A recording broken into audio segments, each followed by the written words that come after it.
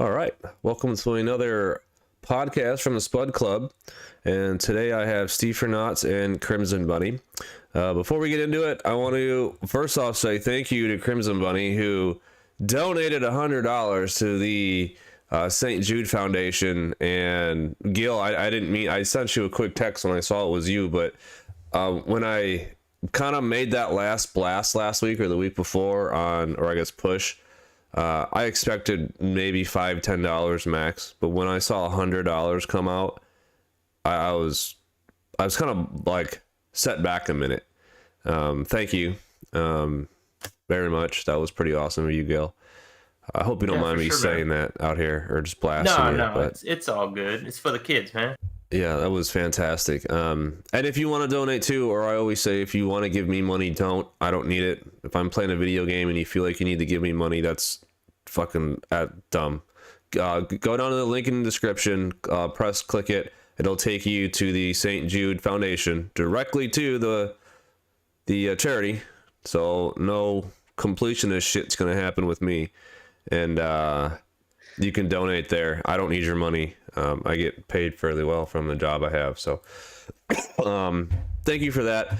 Let's see what else. This is what, our 16th episode, I believe. So that's, that's something. That's going pretty good. Probably the last for the year. We're getting into the holidays. But let's get into our first topic, or the first one we're going to discuss. Whoever wants to talk about it, let's talk about what games you have been playing most recently. What are you guys into right now?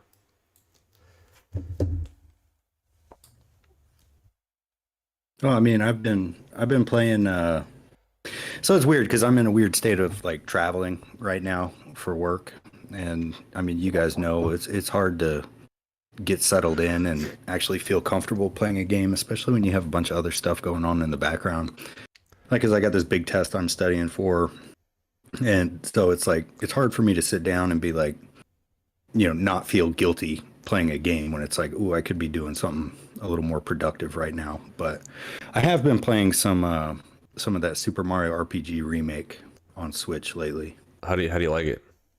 I like it a lot. It's a lot of fun. It's a blast from the past. One thing I do kind of wish is that you could I wish there was like a setting or something where you could go back to the old retro graphics instead, because it's essentially a 1-for-1 remake, But I'm really enjoying it. I'm having a blast.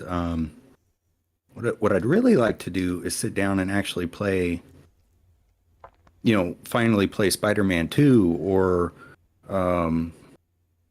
like any of these other new games that I've gotten recently, but I just haven't had the time, like, Assassin's Creed Mirage.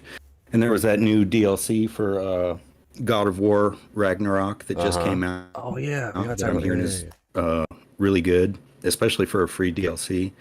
So I've been wanting to hop in on that, but just updating my PS5 in the hotel room off the hotel internet is not an ideal situation, as you guys know. Absolutely. Well, I'm sorry to hide it. I didn't talk about this before. I think I tried to talk about it last podcast, but neither of y'all could get on. And y'all my two PlayStation guys for the most part. They're PlayStation Portal. How do y'all like it? Do y'all both have it? So I bought it. I'm digging it. And it's actually, I think, helped me knock out some of these PS5 things I wanted to play. Because I could just kind of sit anywhere around the house. I think we were talking about before offline, but like I replayed the entire Final Fantasy VII remake. Nice. I did Miles Morales, Spider-Man 2. I damn near completed Spider-Man 2. I think I just need to go back and get some of those spider bots or something like that, and just the unlocks for the suits. But I 100%ed all the skills, all the extra bonuses, and did all of that on the Portal. I'm digging it. I mean, I know it's not for everybody. I would not expect it to be a traveling device, but I loved it. It's great for me for what I do. So I haven't actually even seen one out in the wild yet, like at any stores that I've been to or anything. I'd be interested to get one, but actually I've got some questions about it, actually. So you said it's not really like a traveling thing. Would you say it's probably only good if your PS5 is like hardwired to the internet and you're like in your house or something? So Is that what?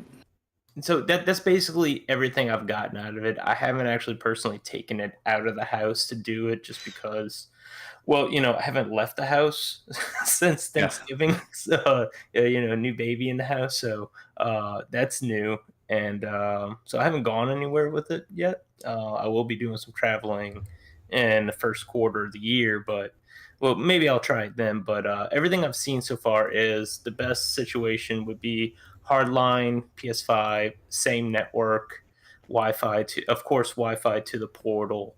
Um, and I saw that some people were able to take it out of the house, and then they're getting into some like IP forwarding inside of the router. I don't know anything about that. I just read about it, but everything I've seen says that it's not really that great for outside of the home network itself. See, that's kind of a bummer because I would sure like to stop hauling this gigantic PS5 everywhere I go. If I could get like just that little portable thing to bring with me, that would be awesome. Now, I mean, I do have like a backbone controller for my phone and I can, you know, do remote play like that, but it just doesn't, it's not really quite the same, I suppose. Not at all. I understand. Like, I know the backbone's great for what it is, but there is something definitely to be said about it's basically a DualSense 5 controller with a monitor in between with all Yeah. the force feedback, the DualSense 2, all that fancy stuff. I was surprised because I didn't even think that it would be there. I was like, oh, it's just going to be limited. No, the control is the control with motion sense and everything, I think. Nice. The only weird thing is the touchpad. That's probably the weirdest thing about the whole deal because there is no touchpad. The screen is the touchpad. Oh, I got you. Yeah. So you gotta do like if it's like touch the like the touchpad button where you just press it down, like you gotta do a double tap on the screen. If it's a swipe, you gotta do a tap and then a deliberate swipe on the screen. There's like two little sections from the left and the right side that highlights. But that's probably the most awkward part about the whole thing. Yeah, that does sound kind of annoying. What's the battery life on that thing?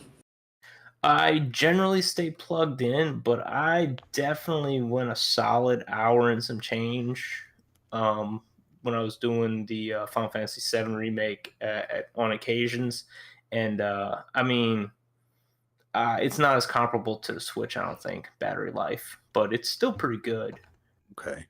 What? So, sorry, man. I don't want to keep bugging you with all these I'm questions cool. about it, but so the PlayStation 5, right? Your PS5, that stays on, and it's just streaming to the device, right? That's my understanding. Okay. It'd be cool if it was more like a PlayStation Vita type situation, where you could actually, maybe download a game to it or something like to the device itself instead of just a pure streaming device. That would be cool. I'm going to be honest. Whatever we talked about on my first podcast with Chris, man, it came up. He brought it up, and I'm like, man, I don't know about that. And then I think a week before it dropped, I pre-ordered it and was able to get it in the mail. But because I references like PSP and PS Vita, they died because there was no support. Now the thing about this is it's perfect for what it is, and yes, it is a niche kind of thing for people, I think, and it's 200 straight up whatever taxes is, but 200 for a no memory 8-inch screen, 8-inch nice LCD screen that is also a DualSense controller. If they made it any more than what it is, it would be the cost of a console, like the Steam Deck and such. Right. That actually might be your better scenario for traveling a bunch, but I don't know. Yeah, I think I gotta kind of just come to a decision whether I get that or if I get that that DualSense Elite controller, because I'm kind of conflicted about which one I think would be a better option. And they're both $200, so it's like, well, one or the other. I'm not trying to spend too much money, But I would suggest the Elite, just because as soon as I bought a controller with back buttons, I can't go back. It's phenomenal, night and day difference. And I don't know if you got that the Destiny's got a hold of you again, but especially for a shooter, I cannot play a game or shooter game without back buttons. Oh yeah, man. It was like the same with me when I had that back button attachment for my PS4 controllers. But yeah. But, all right, awesome. So Dave, what else you playing? Really, that's it. I'm trying to think right now, and of course, now that I'm here in front of an audience, I can't really remember. But there's been a few games I've gotten. Like I got Modern Warfare 3. Haven't played that campaign yet. Did you even play the first or Modern Warfare 2 campaign that you said you wanted to play with Mikey and I, and whenever we got on, you never got on? Did you ever beat that one? I did play the campaign, but you only wanted to do the multiplayer. I want to play But campaign. not only the multiplayer. Obviously, that obviously be what we'd play, but the what was it, the Warzone or whatever. I thought there was like a special ops missions in that you wanted to do. Yeah, there was. Yeah, we were waiting for you to do it, and I never I did think it. those special op missions bridge the first game and the second game, right? Because that's actually the in-game content is those 4-player co-op, right? Yeah, that's what I think those were. Yeah. Yeah, I never. Hey man, you know how did. busy and crazy life is. All right, don't put me on blast. No, I definitely will, because Mikey would say the same thing. We were every time him and I got on, we're like, "Where's Dave? Why can't Dave get out? He's the reason I bought this game." So no, I got my money's worth on it though. I got it for $30. So if everybody's happy in the end. Yeah, did you pay $70 for it? What? Did you pay $70 for Modern Warfare 3? Yeah, I think I did actually. But I got a cool steelbook from GameStop. Okay, that's something. And then what else was it? And then Final Fantasy 16. I still gotta go back and play. But yeah, I think that's about it. Mostly been on the Switch, but did you play Wonder here and there? I'm sorry. Did you play Mario Wonder? We did buy that, except right now my wife has the copy. But it seemed pretty cool from what little we played together. I don't necessarily care for kind of the the assisted characters like Nabbit and especially the Yoshis, because those characters, they don't take damage, I think. But if, like, say, my wife's favorite character is Yoshi, so she wanted to play as Yoshi, and I'm running around as Luigi or Mario, if you accidentally jump on the Yoshi, you automatically saddle the Yoshi. So you gotta then jump right back off of the Yoshi, Otherwise, the Yoshi's running around controlling the thing. So that's kind of an annoying situation right there. But the game does look cool. The game, from what we were able to play of it before we started traveling and stuff, was it was a lot of fun. Okay. Playing together. Much better than what were those what was the Wii U generation of Mario games where it was like the co-op? New Super Mario's? Yeah, I think it was the new Super Mario, where that game I did not care for because you could bounce each other into like the pits and stuff. And I didn't much care for that. Yeah. But in this one, it's a little less. You're not constantly getting in each other's way. So in this one, I know in the new Wii U Super Mario's, like if you held L and R, you would go into like the bubble from Yoshi's Island 2 or something, and you would just float along with whoever was like running the course. I don't know. I saw that was a thing. I just thought it was funny. Yeah, that doesn't seem super fun to me. No. It's like, No. you do the level, I'll just float along behind you, Yeah, well, I guess when you're playing with a kid or something, they'd like that. But I can't play it with my son. This is a preference, and I might be an old curmudgeon man, but whenever he has the focus of the camera, the flow's not there. And when you're playing a Mario game, like you're going through the level, you get a flow going. It's a rhythm, yeah. Yeah, he doesn't do that. He's 5, right? He doesn't understand that. He just walks 5 feet. He sees something he wants to touch. He touches it. He doesn't play it like I do. And it's fine. He has his way of playing. But when I have the camera, I'm flowing. I'm doing my rhythm. And he's falling behind. He's getting upset. or if he's got the main focus, I can't go anywhere, and I don't know. It's frustrating, but that's just a co-op game. So I got about 3 hours into it, and it's okay. So someone compared it to Super Mario World, and I don't think that's a good comparison. I don't feel like it's like that game. Yeah, it does feel different than, because I don't think anything will ever get back to like the old school, like Super Nintendo or NES Mario games, the way that they felt. You know, these newer ones, and this is including like the Wii U ones and stuff like that. They seem a little more slippy to me when I play, but that's just my opinion. But yeah, that's pretty much about it. Okay. For what I've been playing, what I got going on. All right, Crimson, what you up to?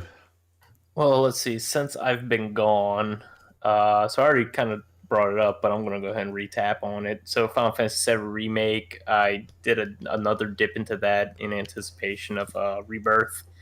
And I was able to actually start the expansion for the Yuffie expansion, Intermission or whatever it's called.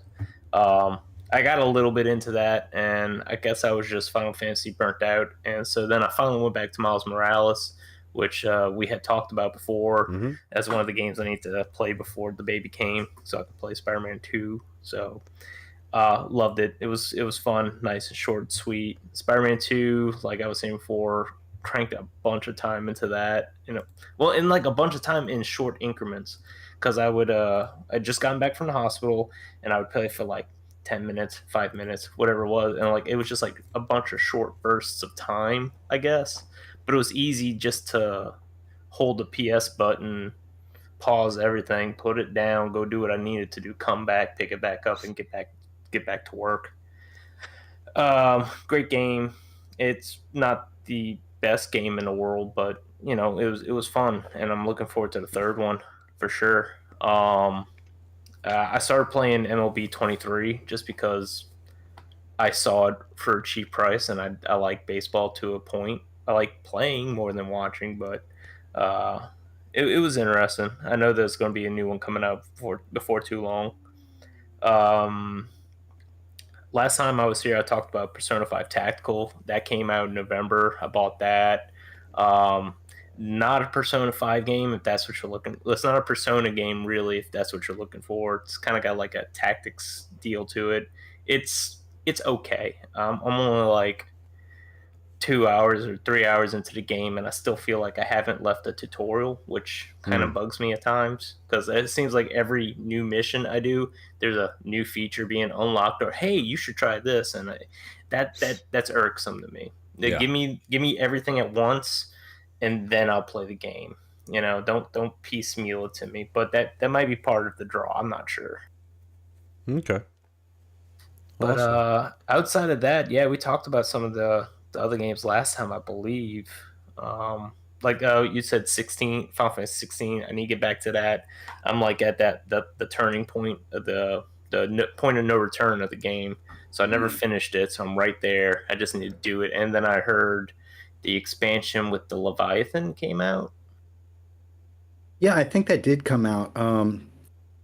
But maybe you have a little more insight, and hopefully you can let me know, but without spoilers. But from what I understand, that DLC takes place during the game, right? It doesn't take place after the game. I believe it's a during the game thing. Because I know, like, the Leviathan is part of the story, but it has not appeared in the main campaign. So I'm assuming this is going to be like one of those things you kind of did on the side on your way to defeat the big bad. Gotcha. I believe. Okay. Good. But yeah, that's really all I've been touching recently. That's a lot of game time for just a handful of games, but yeah, it's been fun. And most all of that was played primarily on the Portal, which if you like to sit on the couch while your wife watches a show or your significant other watches a show on the TV, you don't have to feel too far apart, which was kind of nice. Yeah, I guess that'd be the only draw for that, but I can't do handheld. That's not my thing. Can't do it. But all right, some games I've been playing. If you follow me at all, I've been getting pretty deep in the Wind Waker. However, I was gone for a week, work trip. Just got back on Friday, So I haven't touched anything, actually. I got really sick last night out of nowhere, and I just laid on the floor until about 9 o'clock, and then I just eventually went in the bed. But I don't know, just overnight didn't feel great, but now I'm back. I'm gonna try to finish Wind Waker during this holiday break. Work's a little lighter right now, so I'll hopefully get this done. That's my goal, to get it done before the new year. But I think I'm almost there. You know, I got all the maps now. I just gotta, I don't know, find Ganon again. So what else did I play? Mirage. I don't know if you saw my streams on Mirage. I'm about 10 hours in, and I don't think I'm going back to it for a long time. I'm already bored. So yeah, Big surprise. yeah. Well, the mechanics of it are weird, man. It's like you run, and then before you get to an edge, there's like a stutter. Like it doesn't know what the game doesn't know what it wants to do. Either jump or like grab the wall and fall down. It's just kind of meh. So what'd you play it on again? My Xbox, Series X.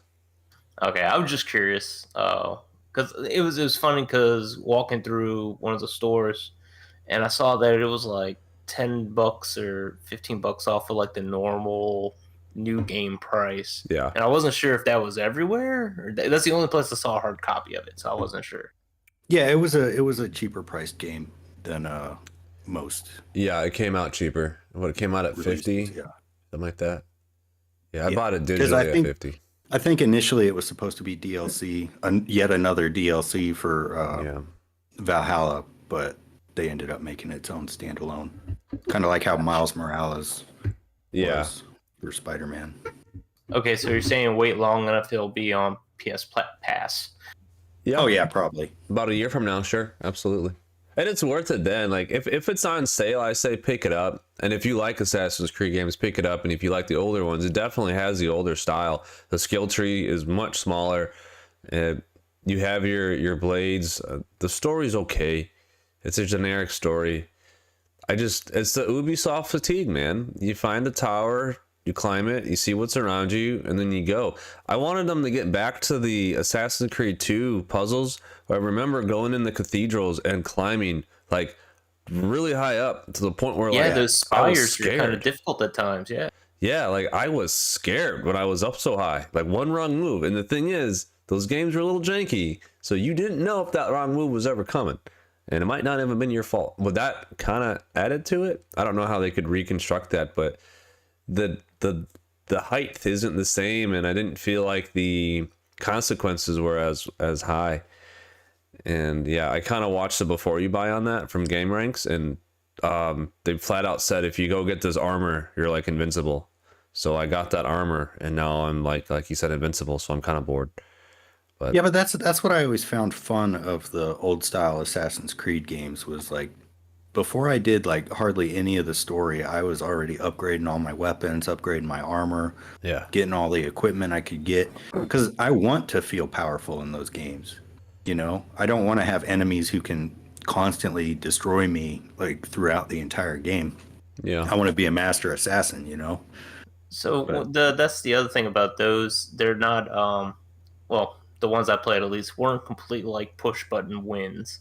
Like, if you hit the same combo, you do the same thing over and over and over again, you're going to beat everybody no matter what the kind of enemy it is. But there was skills involved in Assassin's Creed, at least the ones I remember playing. You had to approach things differently. So having that beefy armor wasn't always a bad thing. Like you said, you didn't want to get smacked around a bunch. But I mean, that's what I remember at least. Not playing Mirage or Valhalla at least. yeah. You might like this one then. There's a lot of stealth to it though. You really definitely have to be stealthy to accomplish your missions, and that's fun for a little bit. But when the NPC doesn't go where you want him to go to, it's frustrating. But that's gaming. But all right, that's all I've been playing. Like I said, Zelda and Mirage. Maybe I should expand my gaming. Well, let's go to our first topic. I'm sorry, what's up, Dave? There was one more game I forgot to mention. I had bought Red Dead Redemption on Switch. Oh, I had how been was playing that? You like Pretty it? good. Yeah, I'm digging it. Yeah. But yeah. Did it come with any extra stuff, or was it just the 2 games? No, it was Red Dead Redemption 1 and the Undead Nightmare expansion. Okay, No, so it was 1. Okay, I Yes. thought it was RD 1 and 2, but No. I wasn't sure. I didn't look into it. Yeah. I still haven't finished RDR2. I'm like 3/4 of the way through it. I really got to pick it up and finish it, but that'll be And another day. I was enjoying the game, and then I got to a point where I just knew where the story was going, and I felt like I peeked behind the curtain for the last couple hours of the game, and I gave up on it. It was like, nope, I'm over it.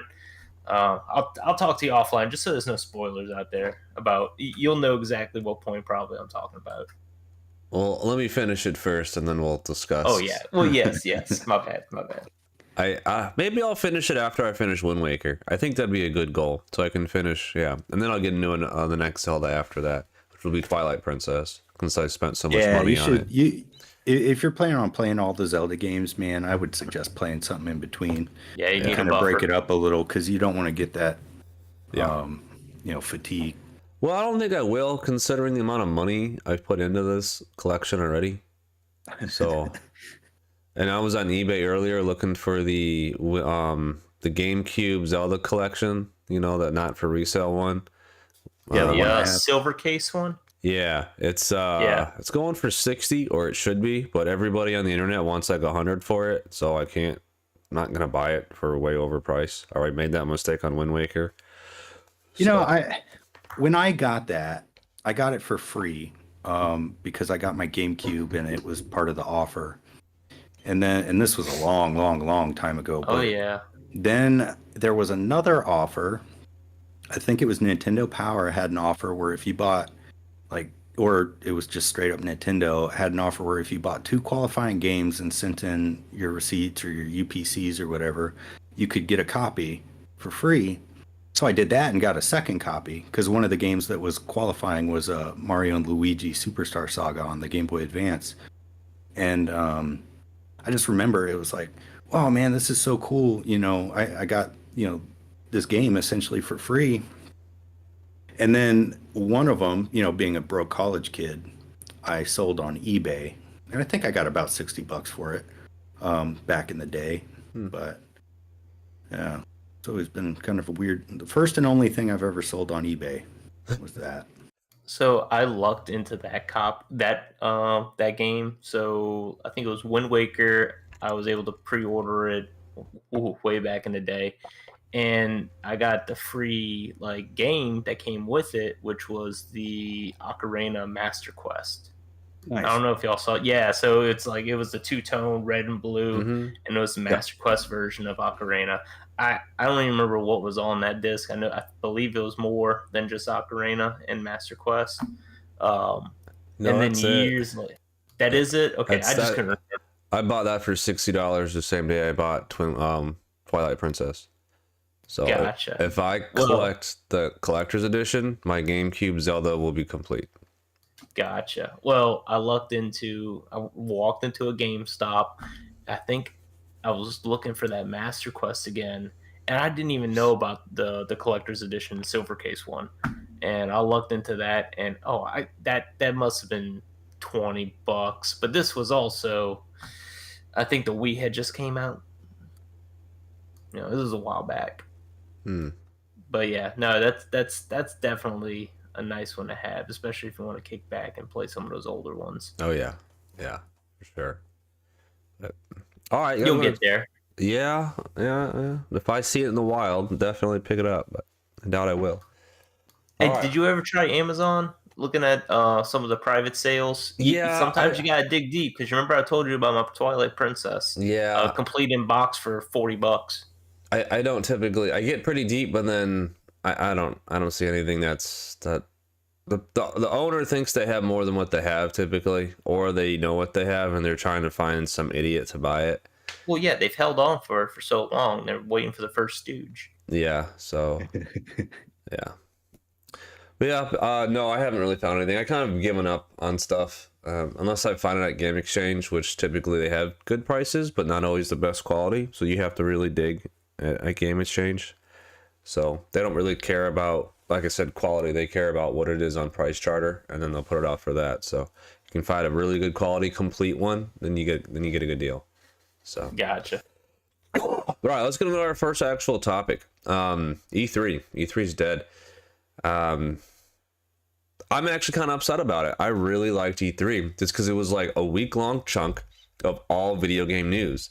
Now, Microsoft was not a part of it for so many years, but they set up shop right outside and they had their own booth and everything, but it always seemed like they were a part of it. And even like Sony and Nintendo weren't ever a part of it, but you knew they were dropping a state of play or a direct within a week of it. So I don't think I really cared about E3 convention itself because I never went, but all that gaming news happened at the same time. It was very convenient, and it was like the summer part to look forward to, you know. So it's sad to see it go in that sense. Yeah, I think it only just finally died because COVID essentially killed it a few years ago. You know, it's like you were saying earlier, and you know that had always been something that I had always wanted to go to and like kind of attend, but now in my older age I don't have much patience for crowds and stuff like that anyway, so that's probably not something that I would even do now. But like, because I don't know, it's just, yeah, it's like you said, it's kind of bittersweet that it's gone because it was something that gamers always looked forward to. Yeah, and it was always a nice time of year, having everything drop, or hey, this is your outlook for the second quarter of the year next year. That was always good. Yeah. I don't know if COVID is what killed it. Absolutely didn't help it. But obviously the Nintendo Direct and on the internet, really YouTube, let's say YouTube killed it, because now Nintendo can in-house create exactly what they want and then display it with a cutscene, or what do they call it? Their Direct. Yeah, the cuts for each game, right? And they don't need some awkward guy going on the stage asking if you have cell phones. Like the cringe is now gone, and they can control everything. And yeah, it's kind of the same with the PlayStation State of Play as well. And it so, is, and honestly, it's more convenient for us too. Absolutely, you know, as consumers, because you know, if we're interested in that thing, we set the notification and we know as soon as it comes out. And the whole point of E3 back in the day, when it started in the early 90s, or maybe in the late 80s, I forgot when it started, but it was just for tech companies to get together and mingle. Well, they don't need to do that because they have email and FaceTime and cell phones. And the communication nowadays is so fast. You can be in 3 different countries and get something done. God, what game was I looking at? It came out that there was a game that was being developed, and there was a studio working on it in London. There was a main hub in Santa Monica or California somewhere, and then another hub. I'm sorry, this is Mythbusters, something completely different. But Mythbusters, when it was developed, some studio in the UK would work on it. They'd have the guys in San Francisco, right, like film it, and then other people would edit in Sydney. So they were able to make a TV show in the early 2000s in 3 different like parts of the world because communication was so good it wasn't an issue. And because of that, they were always on the clock, always working. And to tie this back in the E3 is communication is so vast and easy nowadays that you don't need to go meet somebody face to face to get something done anymore. And so then you don't really need E3. But if you think about it, it's got to be cheaper for the companies as well to put something out like a direct or a nice state of play kind of thing, just on their own time. Yeah, you know, instead of having to set up a venue, stage. I don't even know if like where these passes came from. If you need to even pay to get into Microsoft's announcement, you know, or anything like that. I don't think so, but I don't know. Yeah, there's no way they made money doing E3 other than the people putting on E3, but the companies, there's no way they made money. I mean, you got to think though. I mean, the advertising opportunities that they were afforded like through that, because you know all the press companies like IGN and things like that were always there. Yeah, but who's So- looking at IGN? Who's looking at all, like, who's the final person to get there? It's guys like us. It's not the normies that are out there checking this stuff out. They might see an ad in a paper or a billboard, but they're not looking into E3 either way. You know what I mean? Like, Yeah. it's still us, and we're gonna seek the information out either way. So I'm being honest. I think I followed up on any of like between PAX or E3 or anything like that. I'm always like a month or two behind anyway. That way everybody can scrub it out and tell me exactly what I need to know. Like Yeah. the news du jour. I gotcha. I like And now- watching the conferences. And you know, like now you've got things like the Game Awards that takes place. That's kind of replaced E3. You know, Yeah. it's Yeah. like so. And it's actually So- on TV or streamable on YouTube now versus like you never knew where to find it back in the 90s. Yeah, Yeah. you don't have to sit there and listen to a YouTuber talk about it forever before they get to the story. Yeah. You know. Yeah. Well, speaking of that, the Game Awards was my next topic I want to discuss. Did you guys watch it this year? I watched some of it. Not a whole lot took my interest, honestly, outside of like the Final Fantasy VII Rebirth trailer, Mm-hmm. which was premiered there, I think, and yeah, which I can't wait for Final Fantasy VII Rebirth, but you already know that. Yeah. Yeah, I think that was probably the biggest news for me personally was Final Fantasy Rebirth got the most anticipated game of the year, and I'm like, yeah, Well, yeah, personally. And so I didn't watch the trailer yet. It's been sitting there on the PlayStation screen, like, ooh, the new trailer for Rebirth. And I'm just like, you know what? I'm going to take my time with it. I'm going to watch it. But I did watch like a small condensed version of like them talking about who won the best and the best of, and there was a little bit of shade casted on the Spider-Man voice actor I saw at one point, and then what's his name, Christopher Judge, as Kratos' voice, he got to make fun of himself from last year in his like 15-minute acceptance speech. They were giving him the music really hard. Yeah. But no one messes with Teal'c. Nobody messes with Teal'c. That's all I'm saying, man. Oh man. I really liked that part. I was laughing my ass off, and I was trying to explain it to my wife and listen at the same time, and she thought I was crazy. But he came down on Modern Warfare pretty. Yeah, he did. Yeah.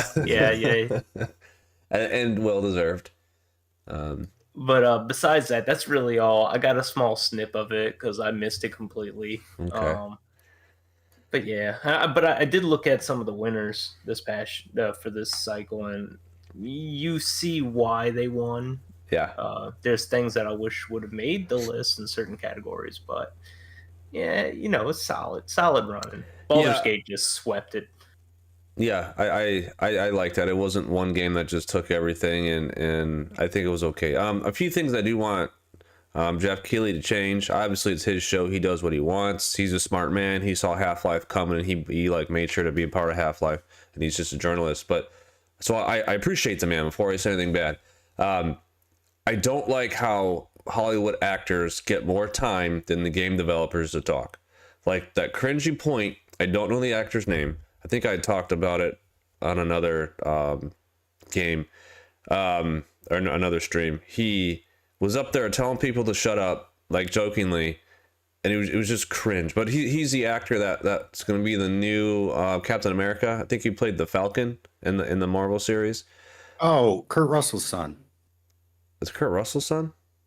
Okay. Wait, no, you're talking about Anthony Mackie? No. Oh, okay. I thought you were talking about the guy who played the new Captain America in the Falcon and Winter Soldier. U.S. agent. You're talking, so you're talking about actual, because now Falcon is Captain America. Yeah. So yeah, Anthony Mackie. Okay. Yeah. So, like, they gave him all the time he wanted, and he was just trying to make jokes and yell and shut up the whole time. I was like, what is this guy? Like, we don't hear the crowd, he's just yelling in the silence to us watching at home. But I'd like, what was that? Like, I don't need him. Yeah. And bringing on Matthew McConaughey, awesome, love the guy, but he doesn't belong in video games. I'm sorry. Like, they need to give the developers and the people who win the awards the time to actually talk. Like Christopher Judge talking, they played him off, but he didn't care, right? he kept going, but there needs to be something put in place. Like if this is going to be a 3-hour show, the people who get the awards should have more time to talk. I don't know if that makes any sense. I agree with you 100% on that, because they put their blood, sweat, and tears into the product that they've gotten. And, you know, it's like, this is their time to shine. They deserve to be able to say what they want to say. Obviously within reason, Right. But it's like 30 seconds or like a minute to do a speech, and then you're almost immediately getting played off the stage so some jackass can go up there and do a clown show. It's kind of disrespectful, you know? And it's like, you were talking about like cringe at these kind of things. It's like, that's all they are. That's why it's so hard for me to watch it, because it like makes my soul die inside, watching these people make fools of themselves up there, you know. Like, I hate when like a joke or a little skit that they do or something like that falls flat and everybody's just kind of staring at them, and I'm like, ooh, That's my favorite you know, part. like I hate it. It makes my skin crawl. Yeah, yeah, it's cringy, and I'm laughing at the people up there because, like, wow, you thought that was going to be funny and it didn't go the way you thought it would be. But yeah, well, that's also why I like The Office. But yeah, I did think everything else was good. Like, it went well. Nothing was announced that I really care about, other than maybe Jet Set Radio, just for the fact that I've never played before, and I'd like to play Jet Set. That seems like a game I'd like. So Yeah, look at Sega coming back, huh? Yes, that also had my attention, because Golden Axe and Streets of Rage coming back, for me, that's awesome. So I'm excited for that. Yeah. Oh, and speaking of which, I did also get that latest Sonic the Hedgehog game that came out. What was it called? Superstars, I think. Yeah. Which is pretty right. good. I almost bought it on sale, but I didn't. So. But yeah, that Sega thing kind of caught me by surprise. So I'm wondering if these are going to be just remakes of the old titles, or if it's going to be brand new entries in the series. Because either way, I think that'll be awesome. Like a nice remake plus wouldn't be bad. Yeah. You know, something like Final Fantasy VII remake. Yeah, it's there, but it is different. Yeah, it's essentially a sequel to the original Final Fantasy. That's what it seemed. Yeah. I don't know. I thought it was going to be new games, but I don't remember them saying either way. So now I'm looking forward to it, honestly. The just Golden Axe and Streets of Rage alone. You know, because I love beat 'em up, so it's like obviously I want more of that when I can get it. Yeah, that's some pure nostalgia right there, which is what they're capitalizing on us millennial-esque era people. And you know, Sega often got a lot of shit for not going out of business, but discontinuing console production and stuff like that. But Sega has been good to its fans, and like re-releases of like the classic systems or compilations of games on, you know, current consoles and things like that. So it's like, you know, you got to give Sega a little bit of respect, because they know what their fans want, and they try their best to, you know, deliver it. Well, caveat on that, or thought on that, they've been really good to their 2D fans. They haven't really re-released anything from like the Dreamcast or any 3D stuff. So yeah, but here's kind of my opinion on that stuff. A lot of those games from the early 3D age, they don't really hold up, either like graphics first or generation gameplay PlayStation wise. Yeah, it's kind of hard to get back into those, because you know you're always gonna Crazy Taxi wouldn't hold up. I'm sorry? Do you mean to tell me Crazy Taxi wouldn't hold up? Well, the gameplay for Crazy Taxi, yeah, that would. I imagine that would hold up, because I'm looking at it in my mind's eye, you know, through rose-colored glasses. Like, yeah, man, that game was so much fun. But I mean, if you sat down and played it right now, would it be exactly the same as you remember it being? You know, that's just kind of my I got you on the matter. I don't know. Give me a 12-pack of Surge and some pizza flavored Pringles, and maybe I could get myself back to the 90s. You know. There you go. Or the 3D puff chips they had, or 3D Doritos they had. Oh yeah, the 3 Doritos. Yeah, that's so stupid. Well, all right, I gotcha. So, anything else on the Game Awards you guys want to touch on? Oh, I don't think so. Cyberpunk. It's finally feeling like it got a little bit of redemption there in the end. 3 years in, it finally feels like a completed game, up to date. with the new expansion coming out. Yeah, I can't remember what it's called. Phantom Yeah, something. I have been holding off on playing that game because of all the problems that it had, but now it's looking like that's one of those games I'm going to have to prioritize getting After to. the first year, I think the majority of all that nonsense was updated and fixed out of it. Like I played it on release for about 3 weeks. And I'm playing it on PC, so I didn't have all the problems that everybody else was having. I put it down a year later, or for some reason. It was the Edge Runner series comes out, I think, on Netflix, and it just like, oh, I want to get back to playing that. Restarted a whole new character from the beginning, ran beautifully. Nice. I can't forgive them. I can't do it. Like when they push all this stuff, all like the developers saying it can do this, this, and this.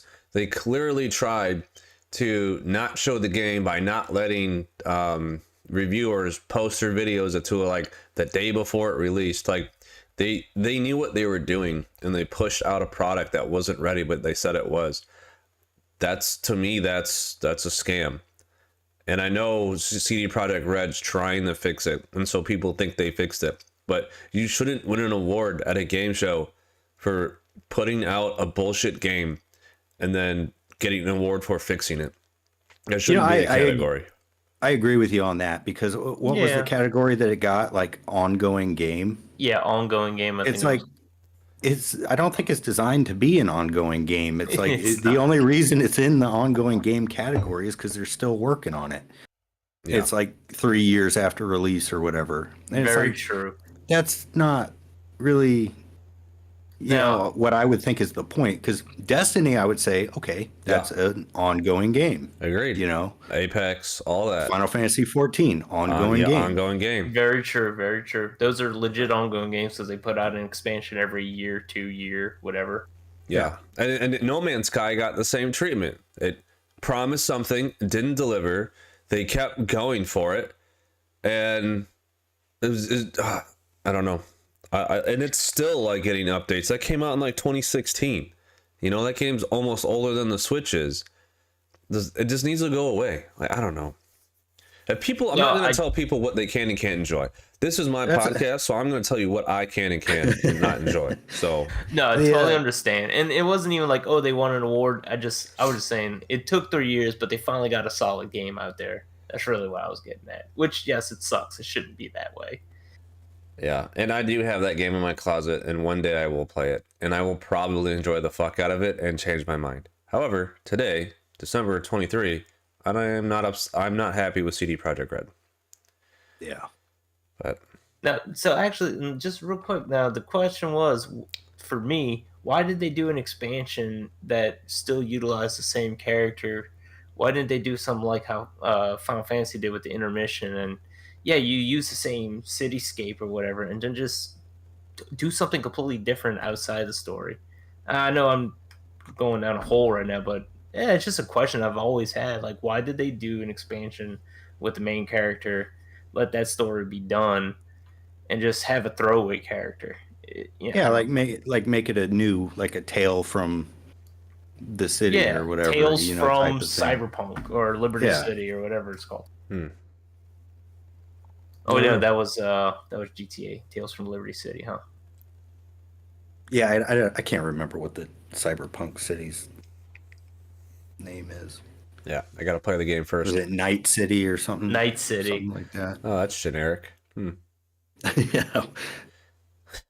What do they call it when the sun comes up? You know. Well, it's the city that never sleeps, so Night City. Oh, gotcha. Right, it makes total sense now. Gotcha. All right. Any other rabbit holes you want to go down with the awards, or we set our piece? I'm good. All right. Yeah, I think I'm pretty good too. That Final Fantasy VII Rebirth trailer, you may not want to watch it because it does show a bunch of stuff that I'm not 100% sure I wanted to see in a trailer before the game comes out. But having loved, the original Final Fantasy VII, I already know like the broad story of it, or at least the original.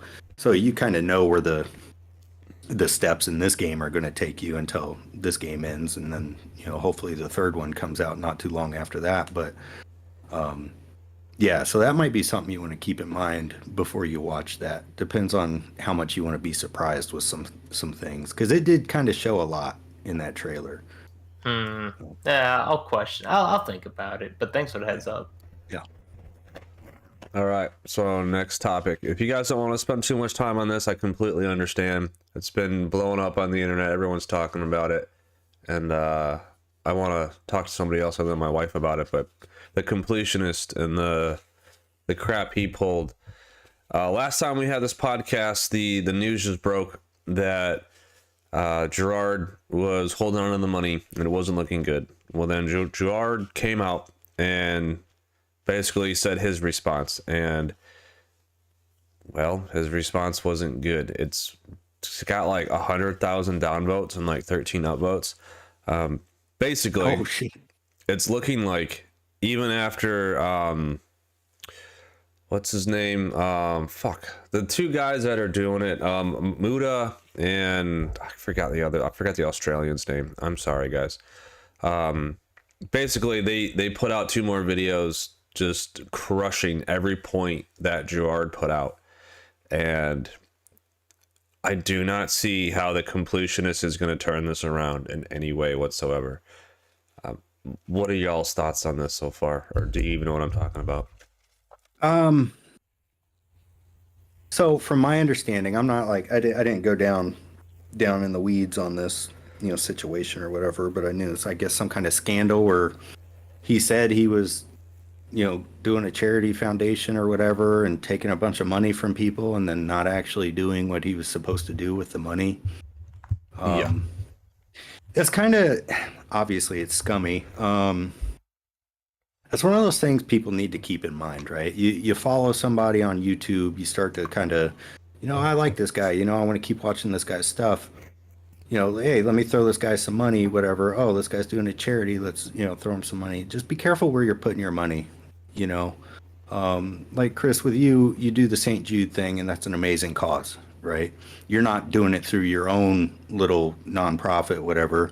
You're saying, hey, donate money to St. Jude, because St. Jude does amazing work for, families of sick children and stuff like that. So it's a good cause. So you got to do your research when you're giving money to people you follow online. Yeah, I agree. But with him, it'd be really tough to do the research, because Jamie Lee Curtis was literally sending $25,000 every year, and she'd show up on Indieland.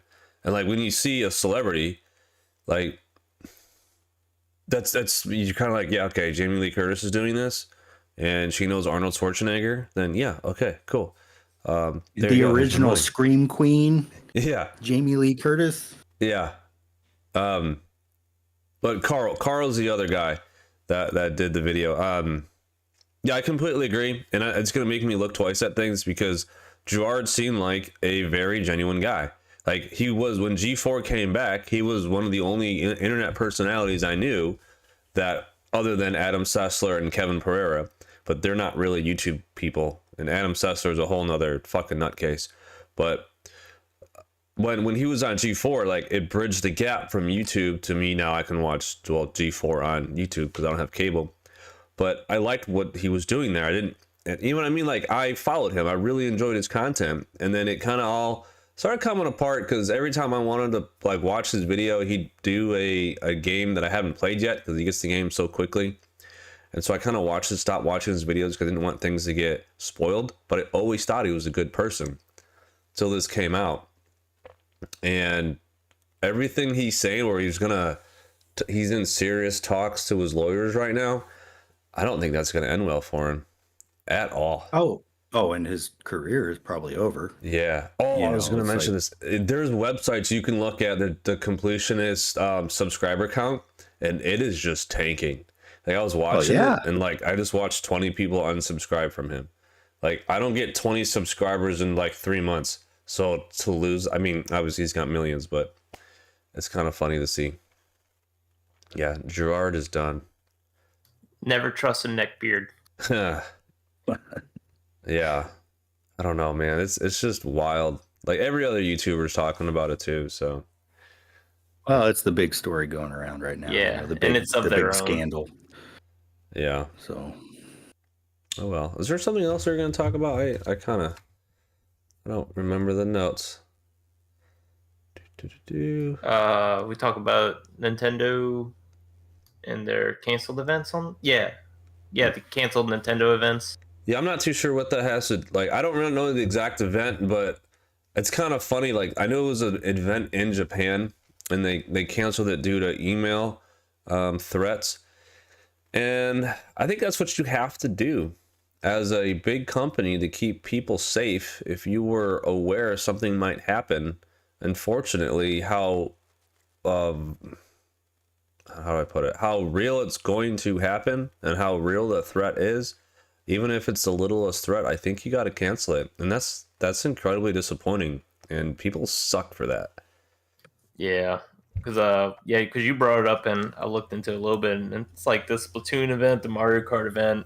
I mean, and from what they were saying and the other articles of other people who have done, well, probably more research for sure, even though there's not too much information out there, it's like, threatening the employees and the customers and all. Yeah, that's just not good. Yeah, it's better to pump the brakes on that. yeah, because I mean, really, what option do they have? You know, they could ignore it and hope nothing actually happens, which very well may have been the case. Or what if something was to happen? You know, you can't really just. Yeah, well, like, so Nintendo would have to be right every time, and whoever's threatening them would only have to be right once, kind of deal. Yeah. Yep. Yeah. Yep. Yeah, that sucks. Okay, let's see. That was really the last thing I pushed up. Oh, anything upcoming you guys want to talk about? Final Fantasy VII Rebirth, baby. Oh my god. Can't wait. Yeah, I don't think we talked enough about no, that. no, I don't think so. And that kind of reminds me, I got to go back and finish up Crisis Core again on the PS5. That's one of those things kind of during my move that I was playing up to my move, and then obviously haven't really had an opportunity to finish up. But So Crisis Core. So it's just an upscaling, right? It's the same game that was on the PSP. it is. It is the same game exactly as the one on the Okay. PSP. Well, I mean, the graphics are updated a little bit. Oh, of but course. it's not like, and some of the voice actors have changed because they voiced more lines now. Because in the PSP version, there was a lot of just text dialogue. They went back and they added voice to a lot of that dialogue that was only text in the PSP version. Oh, that's pretty cool. yeah. Yeah, I mean, I let's see. I ended up getting a PSP. Got the Crisis Core one from Japan. I'm like, oh, it's nice, and so I Oh, nice. found a The white copy. Silver with Was it? the The yeah. three on the back, Zach, Cloud, and Sephiroth? Or no? Am I thinking of a different? Oh, I might be thinking of the There 10th was- anniversary PSP. I think that's what you were thinking. There was Yeah. two of them. So this Gotcha. one was the silver one. It came with the Buster Sword, medallion, key fob thing, and on the back. Oh, now I can't remember what's on the back. I have to look for it later, and I'll get back with you on that. But Yeah. I played it on the PSP, and I mean, I enjoyed it. I knew the outcomes. Yeah. And- Oh, that was an emotional game. Yeah, sure. I just remember the game for me moved and moved and moved and was doing good until I got to the final like dungeon area, the cave, Yeah. and that just whooped my butt. And I guess it was so easy getting through everything, and now I had some resistance. I had to figure something out, and my brain just couldn't cope. Yeah, I found myself before I kind of had to put this one to the side for a little bit. I was doing all those little, the little pocket-sized missions. Yeah, There's like 300 of them or whatever. So it's like I'd A been lot. slowly grinding through all of those. And I was just kind of like, well, I got to start getting ready to move and all this other stuff. But yeah, it was a lot of fun playing that again. Because, I'm not going to dig my PSP back out to play my original copy, especially if Oh, I've yeah. got it, if I can get it on PS5. But it's hard to go back and do that kind of thing, especially if you already have another way of playing it. Yeah. Did you pre-order the collector's edition of Rebirth? I got one of them. It wasn't the big fancy box. It was like just the deluxe, I think. Is what Yeah, I got. I got the one with the giant Sephiroth statue, so I'm looking forward to that. Of course, I will still be in the process of moving when that game finally comes out at You the end of know, February, but when remake came out, I wanted to spend the money so bad just to get Cloud on the Harley Daytona or whatever the Hurley Daytona or whatever the motorcycle was. yeah, Chris kept trying to get me to do that just because he wanted me to spend my money. I so wanted to do it. I had it pre-ordered. It was coming to my house, and I can't remember. This is before I even got the new job I had now. This when it came out, I was just so broke. I couldn't do it. I couldn't do it. I had to get rid of that pre-order and then just got the regular deluxe. And then the worst thing is like the deluxe actually had some nice stuff, and then right before launch, it seems like they got rid of all the extra stuff, and it was like streamlined. I don't know. I think they did that for Final Fantasy 15 as well, because I had ordered the nice version of that, but there was a nicer, and ended up streamlining on the release. I was like, that's kind of lame. Yeah, I've bypassed the Cloud and Hardy Daytona figure just because it's a Play Arts figure and not an actual statue. Yeah. And I was able to get a statue of Cloud from Final Fantasy VII Remake shortly after, which is more my style of the collectibles that I like to put on my shelves and stuff like that. I prefer a statue as opposed to a posable figure type deal. But yeah, I'm pretty happy with how that ended up. But I remember because Best Buy dropped the ball, didn't have my pre-order, even though I had had it pre-ordered of the deluxe edition for like up to a year, before it came out. They didn't get my pre-order in, so I went to Target and they just happened to have an extra copy, so I was able to get it same day, regardless. I remember the release day. So there was a hurricane or something in the Gulf, I feel like, or there was a huge storm, and a lot of shipping was getting messed up. So my physical copy didn't get to my house on release date. So I bought the basic non-disc version off the PlayStation Market just so I could play it. So I still to this day have a sealed copy of the deluxe or the collector's edition chilling on. Oh, nice. Yeah, man, I was so pissed too because I get to Best Buy, I'm like, there must be some mistake. They just didn't send me the email that there was it's ready something to pick bad up. happened. I can't remember. Well, what all it these was. other people were getting their copies, and I was like, hey, I guarantee I've had this thing pre-ordered longer than they have. I gotcha. Where is my game? Yep. But because that Best Buy was packed. Best Buy was packed that day. Cars all around the block. People bet. trying to get their copy. But yeah, I'm sure we're boring Chris here with this Final Fantasy VII conversation because I sent him a copy and he didn't much care for it, so he sent it back. And I sent it to Mikey, my extra copy. But yeah, I tried. I've given Final Fantasy VII a couple tries. I played it on the PlayStation Classic mini thing. About 4 hours I got into it, and I didn't understand it. Couldn't do it. I didn't even get out of Midgar. Yeah, I got on the train. The train in Midgar. Yeah. Yeah. I don't know. No, but I get it though. I mean, it's not everybody's cup of tea. Like Yeah. that's not really your style of games that you like to play. So And then I could play the remake you gave me, and then I got to like the first mini boss area, and I just wasn't getting the mechanics and the timing, and I just wasn't understanding things, and I don't know, it didn't click, and so I put it down. I think I even streamed it, and I was like, I don't know what I'm doing here. Like I am I remember off. And so I went back to Zelda. You know what? It's all good. Understand it.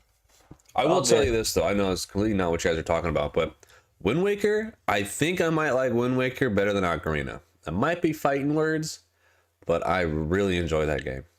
I'm pretty sure I told you I have kind of the same opinion.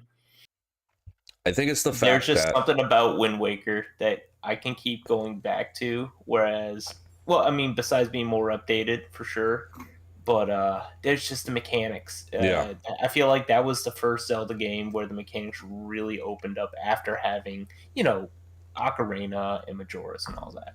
I'm not saying Ocarina is bad. If anybody in the comments is listening to this in the future is going to get mad at me for saying Ocarina is bad, that's not what I'm saying. What I'm saying is the puzzles in Ocarina are way too fucking difficult. Like, to get the fire arrows, how in the actual fuck would you have known how to do that if you didn't have a manual or a guide or somebody tell you? You know what I mean? Like, when that game came out in '96, I know damn well my parents would not have bought me. Okay, I know this because I had a copy of Ocarina of Time, but I did not have a manual or like a instruction guide or strategy guide, right? So there's no way I could have done that. And Wind Waker, that's what GameFAQs was for. I didn't know about when I was a kid. Like, meh. Anyways, Wind Waker, like, you could actually probably get through that game and not need a strategy guide. Like, I barely use mine. I use it here and there, and I'm like, I'm a little stuck, but not much. I think I still had dial-up back then, if I'm thinking right. No, I'm trying to remember the did. time frame. Definitely. 97, 98 when I would have been playing it. But just going over and playing GoldenEye to me made sense. Shoot the guy, take his key card, open the next door. Got that. So yeah, I mean, you got to think though. It's like Wind Waker is obviously an evolution of the series from between. I think it was the next 3D Zelda that came out after. Well, I mean, aside from Majora's Mask, right? Yeah, it's next in the line. Yeah, that's why I'm playing it next. That, and I spent way too much money on it, so I have to beat it. But yeah, I'm very much enjoying it, and I think tomorrow night I'm going to get back and do it pretty heavy. Hopefully get extra time on it, but we'll see. So yeah, I remember when Wind Waker came out, I was playing it. I was in college at the time. And then my grandmother passed away. So I took that pretty hard. And I just kind of got into a funk where it was like, I don't want to play this right now, because it's like every time I turned it on, it would remind me, shit, grandma died, Yeah. So it was a few years in between starting that game and when I finally got around to finishing it. But yeah, it was a good game. I enjoyed it. Yeah. Definitely good. I just wish I could go back and play the HD remake, but I no longer have a Wii U. We'll play the original. The graphics hold up, man. Like, if you get a little upscaler, like, I'm playing it on my 32-inch 1440p fucking I don't know, my nice computer monitor is what I play on, and it doesn't look bad at all. No, it's something to do with the art style of it too, right? That cell shading really does hold up. Yeah. Yeah. When I play Majora's Mask and Ocarina on this thing, it's a little worse. But I can get past it because I'm playing an older game. So. And, I mean, I feel like there's a rumor every 5-10 years of an Ocarina remake. So that's the new rumor again. But I don't take any stock in that. That's less than vaporware, in my opinion. Yeah. Yeah.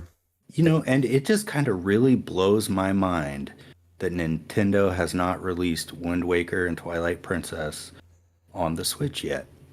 I feel like it's insane to me.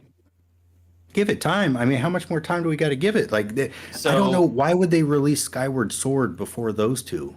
Because it was directly towards the part of Tears of the Kingdom. I feel like because of the stuff in the skies. I don't know.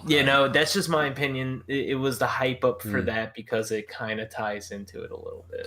Yeah, but I just sometimes I just never understand Nintendo's logic, because why would they release and I mean you may have a pretty valid point there, but why would they release arguably the worst of the three of the newer 3D Zeldas before Wind Waker, which everybody wants, or Twilight Princess, which at least I personally want? It just never really kind of made sense. Well, let me try to make sense to you, because I don't see it making sense. Because, like, Wind Waker was just put on a remake. They already did a remake for that. It's on the Wii U. Like, did that sell well? Did that do good enough for them to do it again? I mean, the Switch is a much more popular console than the Wii U was. Sure. And it's like they've already got the game. Release it. How do you know they have it? Who said that they had it? Like it's been rumored. That's what they've done with all the Wii U games. It just gets reported like they did with all the Wii U into Switches. I think it just gets reported. Yeah, that's probably half simplified, the catalog but right there. Okay. You know? It's probably not I'm just trying to like be devil's advocate here, but like for sure. Not a lot of people liked Skyward Sword because of the motion controls, right? So they took the motion controls out of it and re-released it so more people can enjoy it. So I do see the reason. And what Gil just brought up, I never thought about that, but that's a good reason. But I'm just thinking if they re-release Wind Waker, then my copy of Wind Waker is probably going to go down in value even more, and I already overpaid for it. So rather than not do that. But that's really selfish. I don't think it'll depreciate. No, yeah, it it's like for retro collectors, like a retro game's not going to depreciate just because they brought out a. And it's of the disc era, which 5 years ago the disc era took over all the cart era games. Yeah. Like on the whole, not like specific games, like Legend of Mana and all that. That's always going to be more expensive. Yeah. If anything, it might go up because then more people are going to know about that game. And like, oh, there was 2 other releases. Let me get those. Yes. So the people who, I didn't know this was a thing, and now I want it. Yeah, for sure. But, which is fun. I don't know. I kind of want them to release the Metroid Primes again. There are 2 and 3. Not that I really even enjoyed the other Metroid Prime because that's another game you really need to sit down and play. Like 6-7 hours, or I'd say like 4 hours. You at least like 4 hours of like non-interrupted game time to get anywhere. At least for me, because I'm an idiot. But I was very pleasantly surprised with how much I enjoyed Metroid Prime, having never played it prior and never really been a big fan of Metroid in general.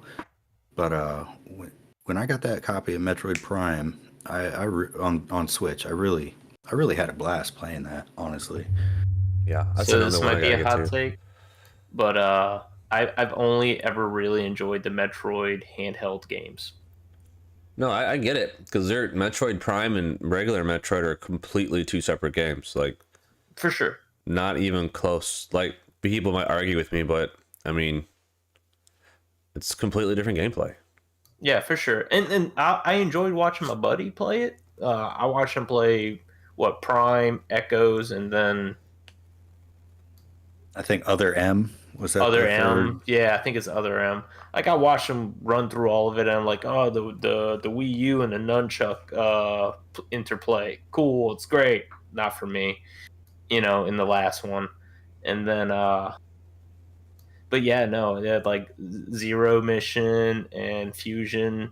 I enjoyed those even more than the console games, and that's hard for me to say. Super Metroid, I'm not saying it's bad by any means; it's a great game, but I think it just came out at the wrong time for this guy. It was way too much back in the 90s for a young Gil. Yeah, I gotcha. Completely understand. So, all right, what else are we looking forward to or want to get talk about? I don't really think there's anything else this year coming out that between now and Final Fantasy VII Rebirth, I don't think there's too much else out there that I'm super interested in right now. Yeah, because I mean, got everything this year.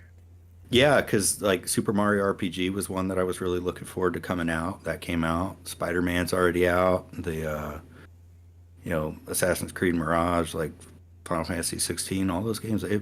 Everything that I've wanted so far is already out. This was a solid year for games. I think that helps. This is like the first real big solid year post-COVID, possibly. Yeah, I'm not sure. Yeah, it's probably the catch-up. Everything should be caught up now. Yeah, I definitely fell in love with my Switch again this year. That's for sure. Good. I think I've got more use out of my Switch than. Oh, speaking of which, let me look at my year in review real quick. Okay. Nice segue. Yeah. Thank you. But so I looked at my 2023 wrap up from PlayStation, right? And Chris, at least that I'm usually a pretty big trophy hunter. You know, I like to get platinum trophies and things like that. Guess how many platinum trophies I got this year? 10. Nil. One. Damn. One. Wow. Closest without going over. Yeah. Hey, there you go. With a total of 80 trophies, and that was Star Wars Jedi Survivor. And I was like, now, this is weird. Why? This can't be right. I had to have played, you know, more stuff on the PS5 because I was playing Crisis Core. I didn't get the platinum in that, obviously. But I was like, what happened that I only got one platinum trophy this year?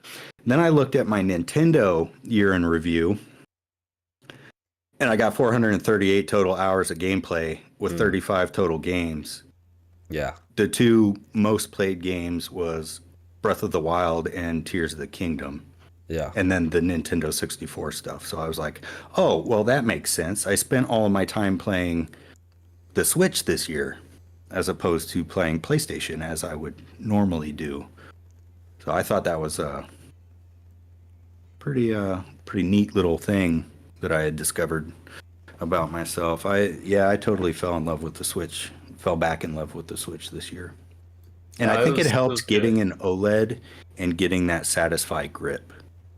Yeah. Because having that Satisfy grip on my Switch is a game changer, 100%. Yep. I played almost 100% in handheld mode.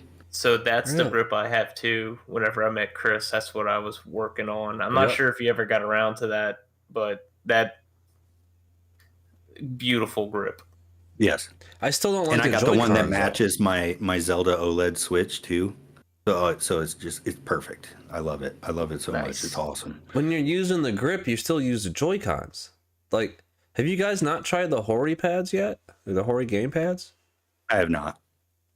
Game changer. I just got my first Hori pad, the extra large ones with the Gengars on them, but they're non-battery, non-wireless. Yeah, they're okay. I like them, but you know, I still prefer to have the grip thing, the Satisfy grip, because what I've noticed is I bend the controllers as I play too much. Yes. Yeah. I don't like the strain that holding the Switch without that grip puts on the rails that the Joy-Cons connect to. And you know what, man? Wouldn't you know it? It's like I got like that Zelda OLED, and then I got the matching Satisfy grip. As soon as I got that grip, they announced like another, like I think they call it a samurai grip or whatever from Satisfy that's dockable. And I was like, oh my God. Oh, well, damn. That's what you need. Yeah. But whatever. As I sit here looking at my Switch with the Satisfy grip on it, not docked and not charging because it doesn't work. Yeah, I even bought it. So I have the OG Switch, and then I got a Lite, and then my wife bought we got her OLED so she could play as whatever she wanted. She straight up does handheld. Like, she never plays it off the dock. I mean, whatever floats your boat, I guess. But we have Satisfy across the board. Yeah, I do enjoy like the Pro controller.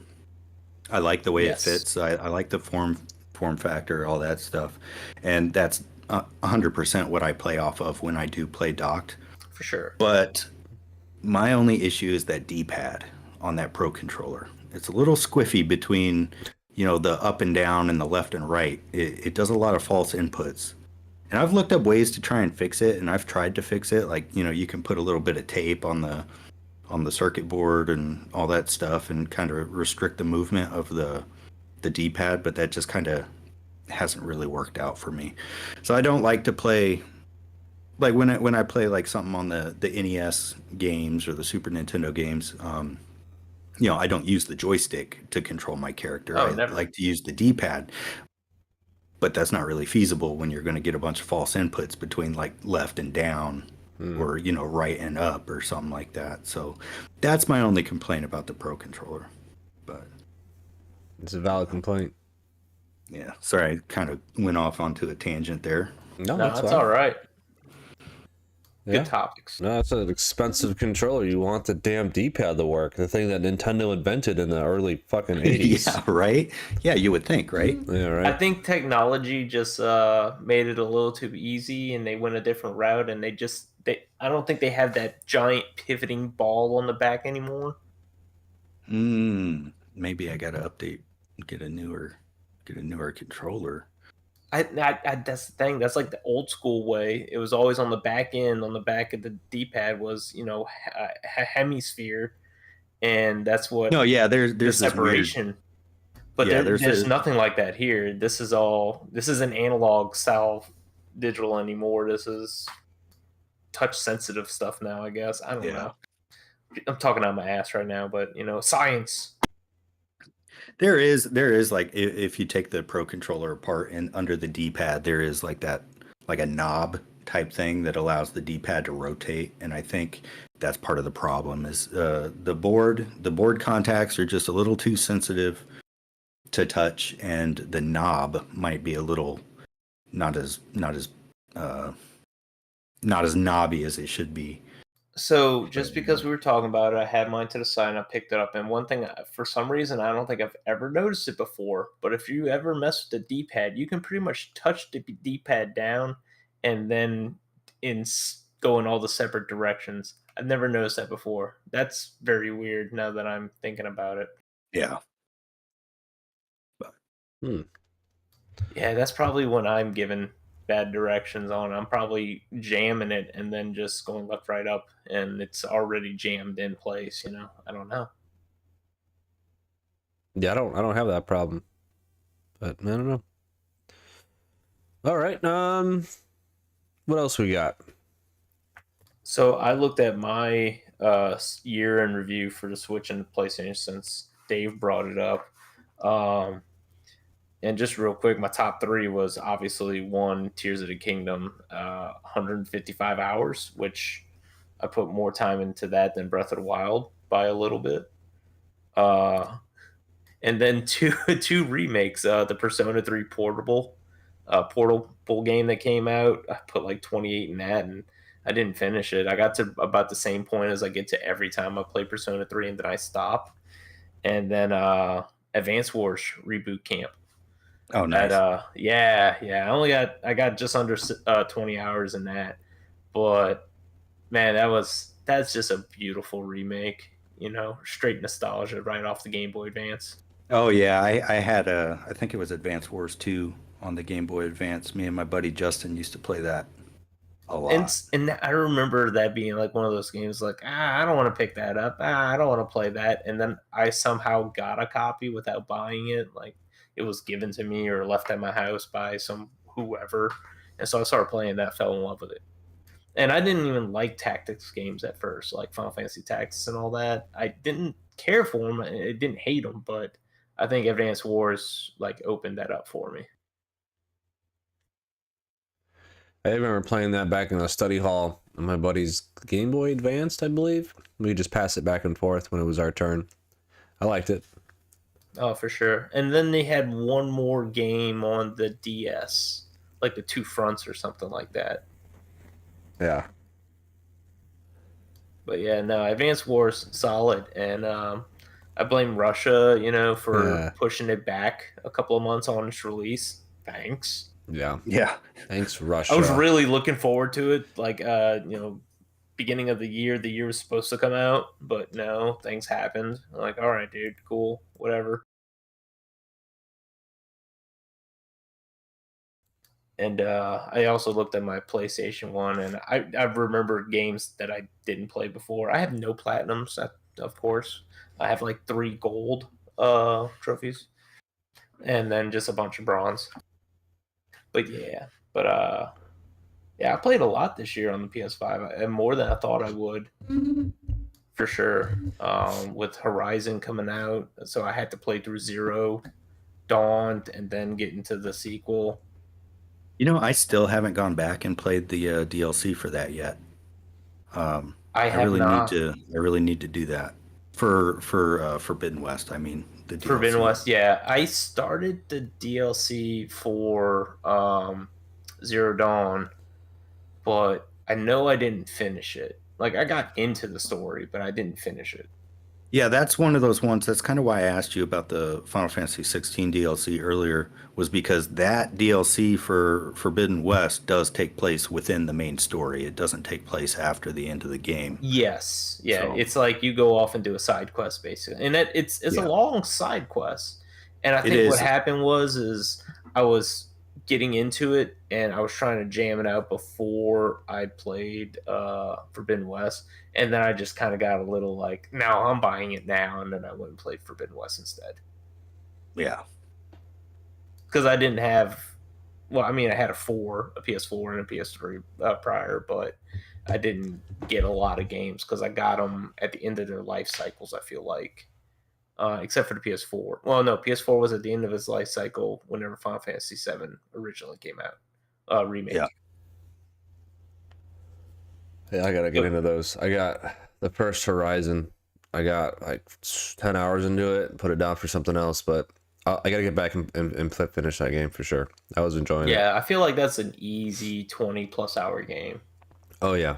I got to the Oh part yeah, where especially if vast. you're. Oh, yeah, you can put dozens of hours into it if you're going to 100% complete it and stuff. Oh yeah, I'm not even talking completion. I'm just talking about like leveling, well, not leveling up, but you know what I mean, like increasing your skills, getting your weapons on point. Yeah. And now that I'm thinking about it, I feel like there was just a whole different gameplay going from Zero Dawn to Forbidden West too. Like it was different. Yeah, it just kind of evolved. I thought Yeah, of course, in a that good was way. the thoughts that and that was the same thoughts I have, because you always like get used to like the original, and then when the sequel changes like anything, you're like, oh no, it's like it's kind Yeah. of weird, but then you get used to that too. Yeah, because Yeah. like after, I guess it was because I had just put so much time into Zero Dawn, and then I went into Forbidden West, and I was getting like mollywhacked left and right because I guess I was trying to play it one way. I was like, no, you need to change with the new weapon schemes and the new abilities or Yeah. gadgets and shit. Man, I'm telling you, man, this game, as much as I love the Horizon games, Aloy, one of those even little robots, whacks her with its tail. She's not getting back up, dude. It's not happening. Yeah. It's like she's missing all her teeth, half her ribs are crushed. It's like you're not going to get whacked by one of these machines, let alone the humongous ones. Oh You yeah, know? yeah, and being shot at with 50 BMG or bigger, you know. But I mean, yes, there's obviously a suspension of disbelief. it's called plot armor. Yeah. But Nice. yeah, that's just something I've always thought was funny. It's like, dude, she got whacked by this thing. Even one of these little robots with the tail, like spun around and knocked the yeah. lights out. It's like she's not getting back up from that. Well, it's But like Final Fantasy, like you go through all these fighting scenes, and then you hit the cutscene, and every time one of the little Shinra security guards shoots at Cloud, what does he do? Hides behind the body-sized sword. Where yeah. 2 minutes ago you were eating up all that damage like it was nothing. Yeah, it's like this dude just emptied 3 magazines into you, and you're just fine. No, it's the same magazine. They don't reload in games. You know that. Nice. Oh, have you guys played the new DLC for God of War? No, I finally was able to get it downloaded.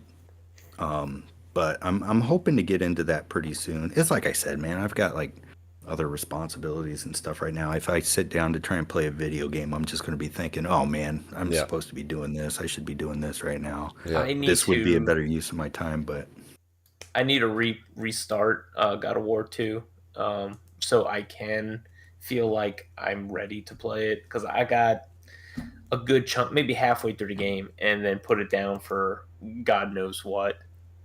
And yeah, I need to go back and restart it. Yeah, I'm just super impressed that Sony would bring that, like, release that and release it for free, and then also just like, what do they call that? Drop it. Like, it just came out, right? So they shadow dropped it, right? That was fantastic. Like, I'm not the biggest God of War fan, but I was so happy for you guys to be able to get into that and play it for free, and I'm sure it's quality too. So, and I was very pleasantly surprised. It's like, and that's what a lot of people are saying online too. It's like, I can't believe this is free. And I can't believe it came out so fast between, when they announced it and when it was released. And sure, it's like a roguelite type, you play, you die, you start over, kind of having learned, stuff in the process, but that like they've added story, there's a bunch of lore stuff added to it, full voice acting. It's like I was just, it's like you said, I'm just like super impressed that they did that, because not a lot of companies do that anymore. Because this could easily be, I'd say, like a $20 DLC. Yeah. I would say. Maybe PlayStation is realizing the situation that they could be potentially getting into, with like going up against now Microsoft with a bunch of studios under their belt.